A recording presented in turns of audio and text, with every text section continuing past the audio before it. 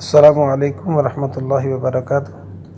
جی ناظرین محترم، حضرت داؤد علیہ نبینا علیہ السلام کس طرح بادشاہ بنے، اس کے متعلق جو ہے آپ کی خدمت میں گوش گزار کروں گا۔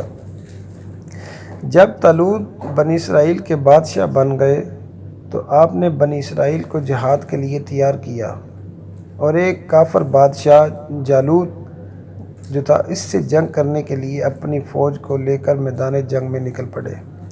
جالوت بہت ہی قدآور اور نہایت ہی طاقتور بادشاہ تھا۔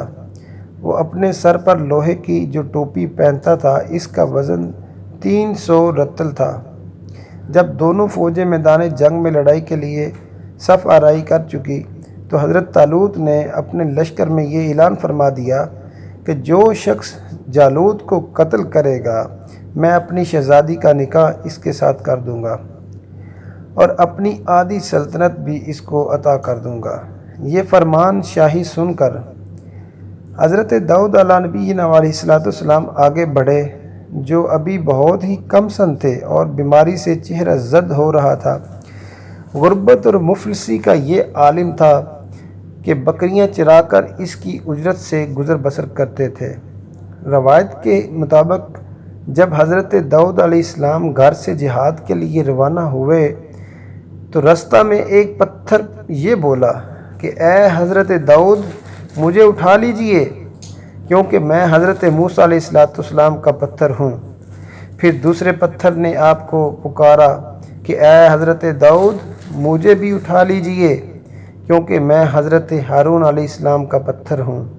پھر ایک تیسرے پتھر نے آپ کو پکارا، عرض کیا کہ اے حضرت داؤد علیہ السلام، مجھے اٹھا لیجئے، کیونکہ میں جالوت کا قاتل ہوں۔ آپ علیہ السلام نے ان تینوں پتھروں کو اٹھا کر اپنے جھولے میں رکھ لیا۔ جب جنگ شروع ہوئی تو حضرت داؤد علیہ السلام اپنی گوبن لے کر صفوں سے آگے بڑھتے گئے، اور جب جالوت پر آپ کی نظر پڑی تو آپ نے ان تینوں پتھروں کو اپنی گوبن میں رکھ کر بسم اللہ الرحمن الرحیم پڑھ کر گوبن سے 3 پتھروں کو جالوت کے اوپر پھینکا، اور یہ تینوں پتھر جا کر جالوت کی ناک اور کھوپڑی پر لگے، جس کے نتیجے میں اس کے بھیجے کو پاش پاش کر کے سر کے پیچھے حصے سے نکل کر 30 جالوتیوں کو لگے، اور سب کے سب مقتول ہو کر گر پڑے۔ پھر حضرت داؤد علیہ السلام نے جالوت کی لاش کو گھسیٹتے ہوئے لا کر اپنے بادشاہ حضرت طالوت کے قدموں میں ڈال دیا۔ اس پر حضرت طالوت اور بنی اسرائیل بے حد خوش ہوئے، اور خوشی کا اظہار کرتے ہوئے جالوت کے قتل ہو جانے سے اس کا لشکر بھاگ نکلا، اور حضرت طالوت کو فتح مبین میسر ہوئی، اور اللہ نے فتح سے ہمکنار کیا۔ اپنے اعلان کے مطابق حضرت طالوت نے حضرت داؤد علیہ السلام کے ساتھ اپنی لڑکی کا نکاح کر دیا اور اپنی آدھی سلطنت کا مالک بنا دیا، سلطان بنا دیا۔ پھر پورے 40 برس کے بعد حضرت طالوت بادشاہ کا انتقال ہو گیا تو حضرت داؤد علیہ السلام پوری سلطنت کے بادشاہ بن گئے۔ جب حضرت شمویل علیہ السلام کی وفات ہو گئی تو اللہ تعالیٰ نے حضرت داؤد علیہ السلام کو سلطنت کے ساتھ نبوت سے بھی سرفراز فرما دیا۔ آپ سے پہلے سلطنت اور نبوت دونوں اعزاز ایک ساتھ کسی کو بھی نہیں میسر ہوئے۔ آپ پہلے شخص ہیں کہ ان دونوں عہدوں پر سلطنت اور نبوت دونوں منصوبوں کے فرائض پورے کرتے رہے۔ پھر آپ کے بعد آپ کے فرزند حضرت سلیمان علیہ السلام کو بھی اللہ تعالیٰ نے سلطنت اور نبوت دونوں مرتبوں سے سرفراز فرمایا۔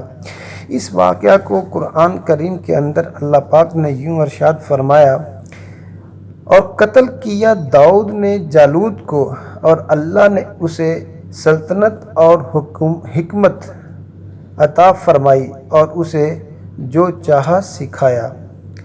حضرت داؤد علیہ نبینا علیہ السلام کا جو ذریعہ معاش تھا، اس کے متعلق روایات میں آتا ہے کہ ایک عظیم سلطنت کے بادشاہ ہونے کے باوجود ساری عمر اپنے ہاتھ کی دستکاری کی کمائی ہوئی خورد و نوش کا سما کرتے تھے۔ اللہ تعالیٰ نے آپ کو یہ معجزہ عطا فرمایا تھا کہ آپ لوہے کو ہاتھ میں لیتے تو وہ موم کی طرح نرم ہو جایا کرتا تھا۔ زنیں جو ہوتی ہیں وہ بنایا کرتے تھے، ان کو فروخت کر کے اس سے ملنے والی رقم کو اپنا معاش کے طور پر استعمال کرتے تھے۔ اللہ تعالیٰ نے آپ کو پرندوں کی بولی سکھا دی تھی۔ روح البیان کے اندر جلد نمبر 1 میں اور صفحہ نمبر 391 پر یہ روایت نقل کی گئی ہے۔